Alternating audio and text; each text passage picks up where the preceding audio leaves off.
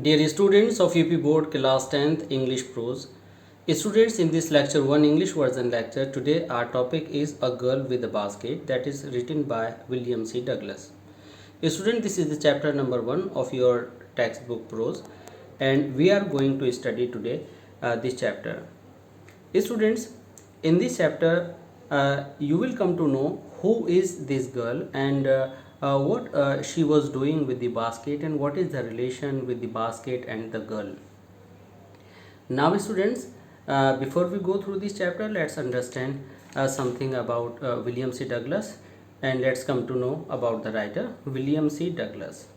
William C. Douglas was a judge of a Supreme Court of the United States of America. He was also an educator and author. He loved India. He was very fond of Indian culture. He visited India in 1950 after 3 years of independence. Students, he wanted to know about India and Indian people, so he came to India. Along with other places in India, he also visited Rani Khet. Now, Rani Khet is in Uttarakhand. In the present essay, he has given a description of his journey. You can say this essay is a descriptive essay, personal experience of the writer in this essay has been given. Students, his journey was from New Delhi to Bareilly in a slow speed train. Now, students, in this essay, the writer tries to describe all the things that he has experienced in that journey, and he gives us an account why he fell in love with India.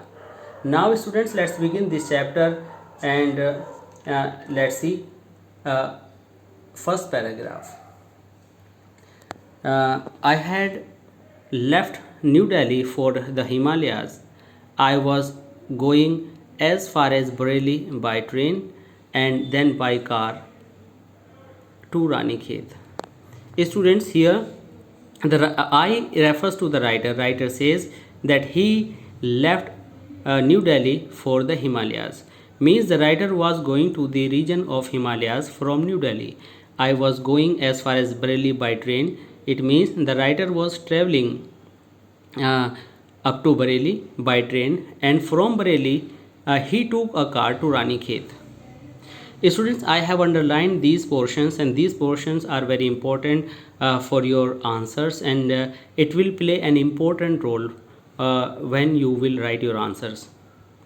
What is Rani Khet? Students, after Rani Khet a dash is given. It means Rani Khet is described in some other words. Rani Khet was an old British Army hill station. Now, this hill station where situated? Yes, it was situated on 6,000 foot ridge opposite a 120 miles stretch of snow-capped Himalayas.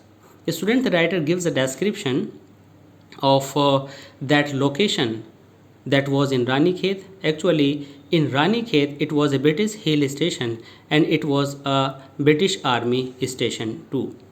It was located on a 6,000 foot ridge opposite a 120-mile stretch of snow-capped Himalayas. Means where a 120 miles stretch of Himalayas was there. This station was in the opposite of this stretch of Himalayas, the region of Himalayas, which was on 6,000 foot ridge. Ridge means, students, the mountain ranges. Means one of the mountains, one of the plain area that station was situated. The train was slow and stopped at all the way stations. Means the train wasn't fast and it was stopping at mostly all the stations. At every stop, I swung open the door. The writer says that he opened the door of his compartment and he came on the platform, as he says, and walked the platform. Now, students, we have given the title of this paragraph, Description of the Way. What is the description? The description is the way of traveling of the writer started from Delhi to Himalayas and his journey was up to Bareilly. The writer used train and by Rani Khet he used a car. Okay. What was situated in Ranikhet? In Ranikhet, students, there was an old British Army hill station, and it was situated on a 600 foot of the 600 foot mountain range that was opposite the area of 120 miles in which snow-capped Himalayas were stretched. It means, the train was slow, means the where the writer was going, on that way the train was slow and stopping train, and the writer was enjoying everything that he observed in the way. Now, students, there may be one question: where was the writer going? The writer was going to Ranikhet. From where he started his journey, students? He started his journey from New Delhi. And how did he travel, students? He traveled as far as Bareilly. He traveled by train, and from Bareilly to Ranikhet he went by car. Okay. What was in Ranikhet, students? In Ranikhet, and old British Army hill station lay, means there was an old British Army hill station there. Now, what did the writer do in the way, students? The writer swung open the door of the compartment and walked on every platform. Now, let's see the second paragraph, the scene of the station. The platforms were packed with the people: Sikh, Muslims, Hindus, soldiers, merchants, priests and porters, beggars, hawkers. Almost everyone was barefoot and dressed in loose white garments. Now, students, what's it? The platforms were packed with people, means student. When the writer was coming down on the platform, and he was observing each platform and each station, he found that these platforms were full of people that were related to the various sects and religions and various groups of society, like Sikhs, Muslims, Hindus, soldiers, merchants, priests and porters. Porters means the person, students, who used to carry goods, who used to help the passengers by taking their heavy luggage on their heads. Merchants, businessmen, priests, whose profession is to perform rituals in the temples and in the religious places. Beggars and hawkers. Now, students, these were the people which packed the platforms. Means the platform were packed, means the platforms were full of these people. Almost everyone was barefoot and dressed in loose white garments. Means every person was in loose white garments, maybe kurta, pajama, you can say trousers, dhoti, that is called loin, students, and they may be on some ethnic dresses related to India. I would ask at least 3 people before I could find one who spoke English. Means the writer was an English speaker, definitely he was the judge of Supreme Court in America. So, students, he wanted to talk to the people, to the person who was able to speak in English. That's why he was searching for the person who spoke English, and he tried 3 people and he could find out one who spoke English. We would talk world affairs and every major topic the news of the day produced. Students, what did the writer do? The writer talked to that person on various matters like world affairs, every major topic. Major topic means that was the big topic of the day, that was being produced by the newspapers. The writer tried to discuss on that topic. In this way, I was trying to get a feel of the pulse of the nation. Students, to get a feel of the pulse of the nation means just as a doctor feels a pulse of the patient and comes to know what is happening to him. In the same way, the writer uses this idiom, and he says that he tried to know the situation and the inner condition of the country, and he wanted to check opinion against official attitudes and reports. Means checking opinion against official attitudes and reports. Whatever he had gone through, he wanted to check it by himself. It means writer was an American judge, and he was a very learned person, and he was full of worldly wisdom. Even in spite of knowing all this, he wanted to talk to the people. He was trying to check the reports, whether the reports were up to the mark, and he wanted to examine it by himself, and he wanted to listen to the people of India in their own words. That's why he was checking opinion against attitudes and reports. Means whatever the news was being provided to people through the journalism, he was trying to take this experience himself. Students, now you can say the difficult words. Barefoot. Barefoot means everyone was barefoot without slippers or without shoes, and they were in white loose garments. Students, now you can understand what type of people were there, whom the writer found on the station. They were bare feet. First point, they were dressed in loose white garment, or you can say loose white garments. What did the writer do to find a people, to find a person who was able to speak English? The writer, at last, the writer would ask at least three people to find who could speak English. We would talk world affairs. What did the writer do? The writer talked on world affairs and on every major topic that was in the news of in those days. Okay. In this way, now we come to this paragraph number 3. Route observation. Students, route observation, R-O-U-T-E, R-O-U-T-E, route observation.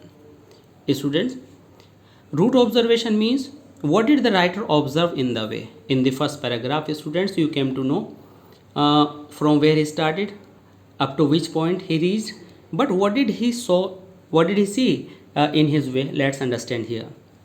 The route through which one of the route lay through one of the richest of India's agricultural areas.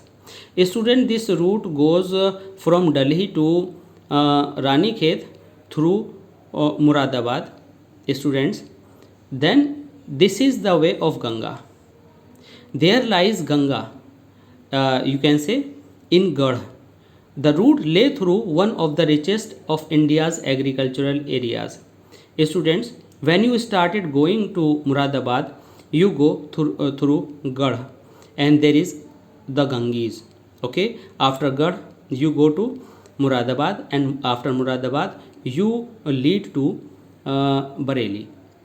And this is the same route. Okay, and through this route the writer was going to Ranikhet, and it is the richest agricultural areas, means it is the highest cultivating area of India. This was the plain of Upper Ganga river. Plain means no desert, no mountain. Okay, this is a plain area of Upper Ganga river. Upper Ganga river area means it is a very rich and fertile area that is 1,000 feet above sea level, but tropical. The height from sea level is 1,000 feet, and it is tropical. Students, tropical means where you find UK very hot and humid. You find some heat. The Ganga was brown silt. Brown silt means the color of the Ganga wasn't very fine. It was of muddy color. It was swollen. Swollen means it was full of water with flood waters. Means, students, when the writer was going through this route, he observed that the color of Ganges water was light brown, and it was full of water and with floods water. Means the Ganga was full of waves of flowing water, because it was the rainy season and the water was coming to the Ganga in large amount. Its overflow inundating thousands of acres of rice. Its overflow means the water of the Ganga was irrigating thousands acres of rice, students, where rice was grown. And rice was grown. Inundating, students, the word inundating means it was submerging the crop. Means you can say the crop of rice requires a lot of water, and there is always some standing water in the field, and it was being provided by the Ganga, which was full at that time.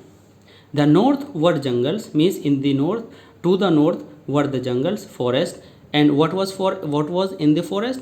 this forest was the expanse of grass higher than a man's head. Means the grass was more than 6 feet high.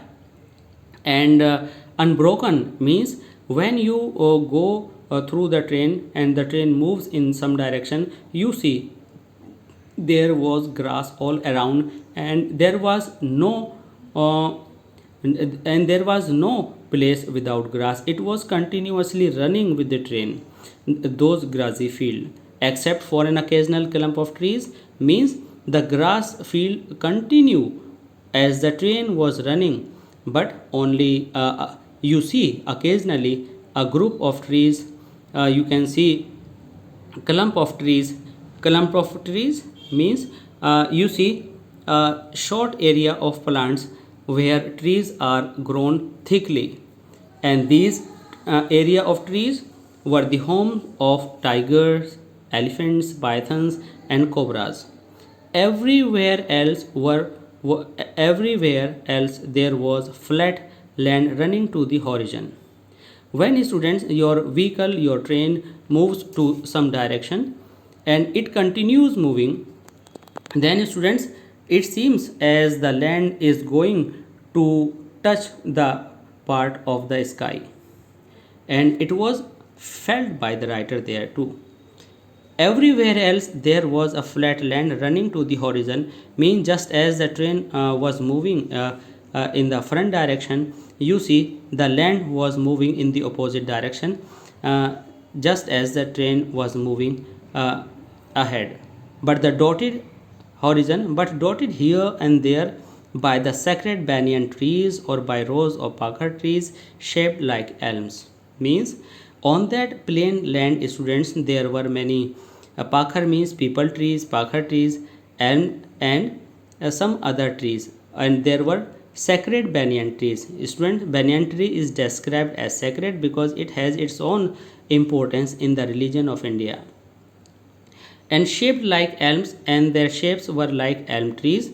And students, in this next paragraph you can see, and having thick twisted trunks, because these trees were old and it was a dense forest, that's why the uh, trunks of the trees were twisted means not straight, and hot humid air, hot humid. What is this, students? In rainy season, when you I think you have experienced when there is rain, and after rain there is sunshine, and there is humid air, means when your perspiration can't be dried up, and you keep on perspiring, and there is moisture in the air, and there is some heat, you find that is hot humid air, and it was moving in from the southwest. It means such type of atmosphere was being felt in the train that was coming from the southwest. And the writer observed monkeys, some of them mothers with babies, killing means sticking to them, riding underneath means from the lower side. Means I think you must have experienced such a thing when you have observed the monkeys with their babies, and their babies are generally uh, uh, uh, found clinging to the stomach of the mother monkey, and so was observed by the writer. Swung off trees at the station looking for food, and they were jumping tree to trees, and they were on the stations too in search of food. The villages we passed had walls made of mud mixed with water and cow dung. Students, here the writer says, the writer and his colleagues and his assistant, whoever were with him, they were passing through this forest. They observed the villages. In villages there were huts which were the walls of which were made of mud and cow dung mixed with waters. Their peaked roofs were thatched. Peaked roof means have you observed any hut, students? Yes, there is a raised part of the roof in the mid, and two parts are inclined into different direction, opposite directions, and in the mid part of the hut, that is the highest point, you see angular point, there is a beam that is called rafter. Students, there is a bamboo is used in the rafter. Suppose, students, this is your hut, and this is your highest point of the hut. Students, this is rafter, and in this point, and in this point you see grass tied a bamboo poles stretched across the rafters. Student, this is rafter, and you see grass was tied in both the parts. In this way this roof was thatched. Students, thatched means your roof that is made of dried grass, bundle of grass, with the help of bundle of grass. These were the huts. That day pumpkin vines that grew over them were in bloom. Means the pumpkin vines you see generally in the villages, that the villagers sow some vines in their yard, and through the walls the vines come up to the roof. Same was there, so was there trailing streaks of yellow over drab walls. Trailing streaks. Students, they were rising like the yellow lines up to the roof, and there were pumpkin on the vines. They were means in bloom, means they were giving a good harvest of the pumpkins, and they were in a very healthy position, and they were in healthy condition. Students, now uh, you can see what did the writer observe in the way. Let's once again revise. In the way the writer observed the richest agricultural area of India. This is the first point of your answer. He observed the Upper Ganga River. Upper Ganga River, second point, which is 1,000 feet above sea level. It is a tropical area. Students, it is the tropical area. How did Ganga look like? The Ganga looked brown silt and swollen. Okay, it was providing water to the thousands of acres of rice. To the north there were jungles. In jungles there were grass. Height of the grass was more than man's head. It continued with the train unbroken. Students, I am speaking in hints. And when the continuity of grass breaks, there were clump of trees. Clump means grove of trees. There were thick groups of trees, and here lived tigers, elephants, pythons, so many wild animals.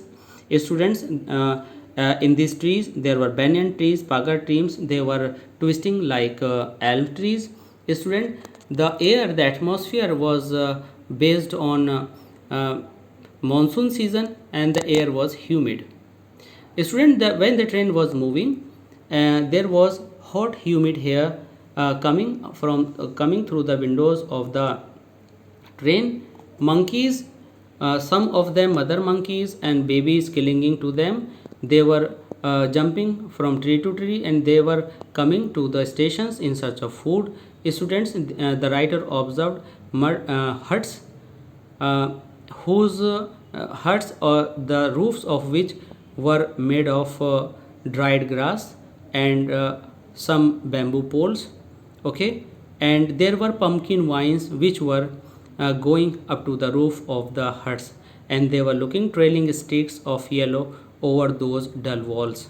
Now students, this was your lecture 1, and I hope you have liked this very well. Students, I think for the students of UP board it's very important to listen Hindi lectures, but students, when you come to know the chapter, and when you come to know what the subjects and contents of the text, after this you must listen English lectures.